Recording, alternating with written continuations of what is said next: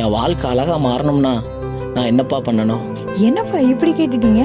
ஒரு குயவன் வீட்டுக்கு ஒரு சுற்றுலா பயணி வந்தாராம். அவர் வந்து இந்த குயவன் மண்பானை பாத்திரங்கள் எல்லாம் செய்கிறத பார்த்துட்டு அவருக்கு ரொம்ப ஆசையாம். நம்மளும் இதே மாதிரி ஒன்று நம்ம கையால் செய்யணும் அப்படின்னு ஆசைப்பட்டாராம். அப்போ அவர்கிட்ட ஒரு வாய்ப்பு கேட்டாராம்.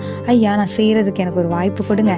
நீங்கள் செய்கிறத நான் பார்த்துக்கிட்டே இருந்தேன், நானும் அதே மாதிரியே செய்கிறேன் அப்படின்னு சொன்னாராம். உடனே அவரும் சில வழிமுறைகளை சொல்லி செய்யுங்க அப்படின்னு களிமண்ணை உருட்டி கையில் கொடுத்தாராம். இவரும் அதை வாங்கி செய்ய ஆரம்பித்தாராம். இவரும் அவர் சொல்லி கொடுத்த வழிமுறைகளை எல்லாம் செய்து அந்த பானையை வணைய பார்த்தாராம். அதாவது அந்த பானையை ஷேப் பண்ண பார்த்தாராம். ஆனாலும் அது அவர் நினச்ச ஷேப்புக்கு வரலையாம். அது பிஞ்சு பிஞ்சு போயிருச்சான்.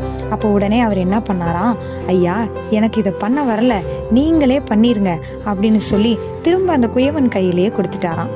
அப்போ உடனே குயவன் அதே மண்ணை வாங்கி மறுபடியும் அதை உருட்டி அதை என்ன பண்ணாராம், அவர் நினைத்த மாதிரியாகவே அதை உருவாக்கினாராம், உருவேற்படுத்தினாராம். அதாவது அதை ஷேப் பண்ணாராம்.